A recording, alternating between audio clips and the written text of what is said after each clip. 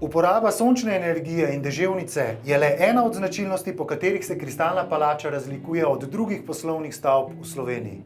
In zato je zaslužen arhitekt Branko Smolej iz ateljeja S. Kristalna palača je bil vaš navdih res po kakšnem kristalu ali je bilo zgolj tako imenovana? Ime Kristalna palača je dobila kasneje. Mi nismo nekih posebnih imen zbirali v času natečaja. Je pa dejansko res, da ta faza natečaja je bila fasada celotna steklena kot je sedaj, samo v malo drugačni obliki in je dejansko spominjal na nek lomljene stekla, kar je lahko tudi kristal v bistvu.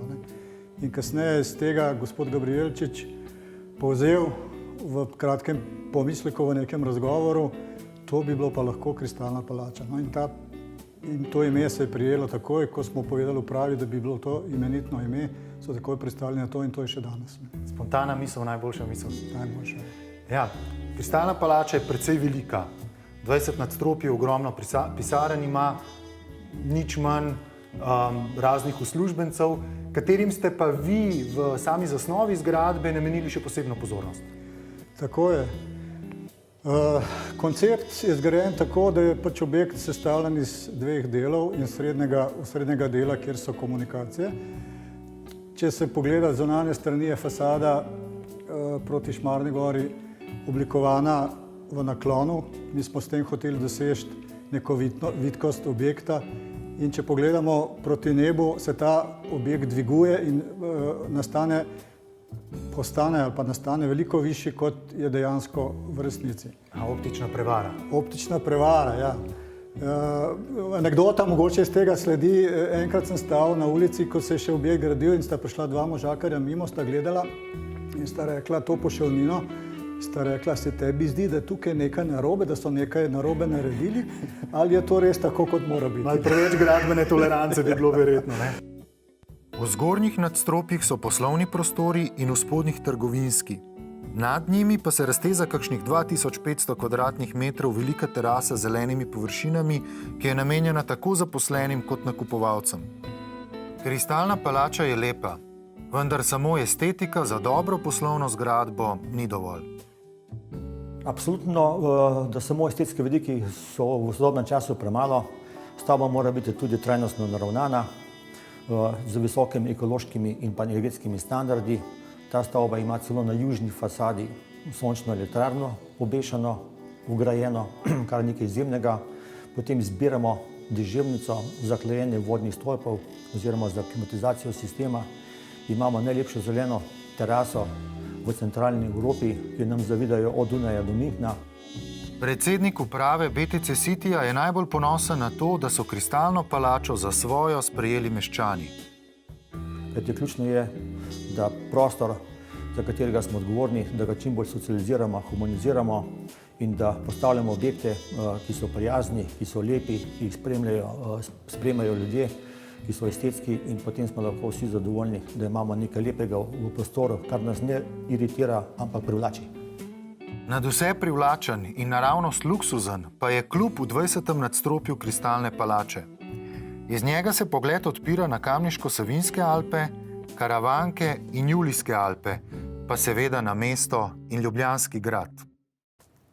Vi kot arhitekt niste priznani samo v Sloveniji, ampak vaše delo je moč najti tudi drugod po svetu. Zdaj namigujem na Saudsko Arabijo, tam ste zgradili neko rezidenco za kralja, sultana, kaj imajo tam? Ne, to visoko nismo šli, je samo šejk. Ja, samo šejk. No, pa... Samo šejk je pa bratranc od kralja. V naših razmerah bi bil to tudi lahko kralj na nek način, glede na premoženje, glede na vse, kar ima ta šejk, predvidevam. Pri nas ga ni verjetno tako. Verjetno ni. To je bil eden od mnogih projektov, ki jih delamo, ki smo jih naredili v tujini. Naša vizija je bila, ali pa moja vizija je bila vedno to od prvega začetka, kjer smo začeli, ko sem jaz začel kot projektant ali pa arhitekt delati od leta 1989 naprej.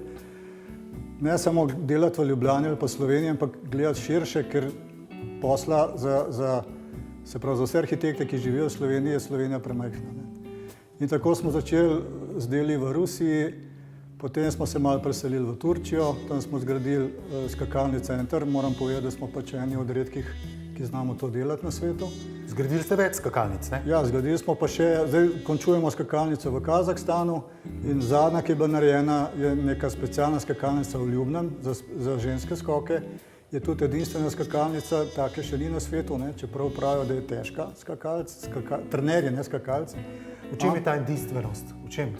Ja, mi imamo, v naši ekipi je inženir Gorišek, ki je pač razmišlja malo drugače kot FISA, ko načrtuje skakalnice. In vse je narejeno regularno, vse je narejeno po predpisih, ampak on na koncu krivulje v izteku ali pa v naletu zmeraj nekaj svojega doda, ker noben pač od tega ne zna in je skakalnica pač drugačna. Tako da vse to, kar delamo po svetu, je priznano. Za Turčijo smo dobili najvišje priznanje z FISE za najboljši, najsodobnejši, najbolj inovativen center, tako v tehnološkem kot dizajnerskem smislu. Govorite o športnem centru? Športnem centru, ja. Tako da, poleg tega pa delamo še Dominikanska republika, neke velike objekte, hotele, domestne hotele. V Kazahstanu se trudimo še z nekimi drugimi stvarmi. Tako da... Skratka, ste arhitekt nekih velikih monumentalnih zgradb. Ja, moj moto je bil vedno graditi ali pa projektirati karkoli. Če pomanjševalno rečem garažo ali pa stolpnico, kot je tale v BTC-ju, mi ni sram delati niti garaža ali pa se utoče po domače rečem, tako da iz tistega razvoja se človek razvije naprej. Na koncu svojim delom, svojim referencam, svojim željam po nekaj več, na koncu prideš tudi do takih objektov, kot je ta. Kristalna palača pa bo kmalu dobila nove sosede, kajti BTC City čaka veliko sprememb. Na osnovi tega, kar smo zgradili v zadnjih 25 letih iz nekdanjih centralnih javnih skladišč, seveda gremo razvoj dalje. Ravno za nama je lokacija, ki se bo umeščala v naslednjih 2 letih IKEA, ki bo tudi prinesla 300 novih delovnih mest. Približno naložba je velika 100 milijonov evrov in pa tudi prometa bo približno 80 milijonov evrov. To je izredno pomembno tako za slovenski prostor in pa za slovensko državo, kajti socialne blagajne bodo tako pridobile novih 25 milijonov evrov in pa tudi preko prispevkov zaposlenih se bo zbralo dodatnih 5 milijonov evrov. Ni samo to pomembno, ampak gremo tudi v rekonstrukcijo skupaj z mestno občino Ljubljana, nekdanje letališke zgradbe in pa letališkega stolpa, kjer bo letalski muzej. In pa sedaj sledi v naslednjih mesecih in pa letih kompletna revitalizacija in pa rekonstrukcija obstoječih centralnih skladišč. To pomeni najstarejših zgradb, ki so stare po 50 let, kjer bomo uredili enosmerne ulice, pešpoti, kolesarske poti, ozelenitve in pa seveda osvežitve vseh fasad in pa pripeljali bomo tudi nekaj novih socialnih, družbenih in pa poslovnih programov.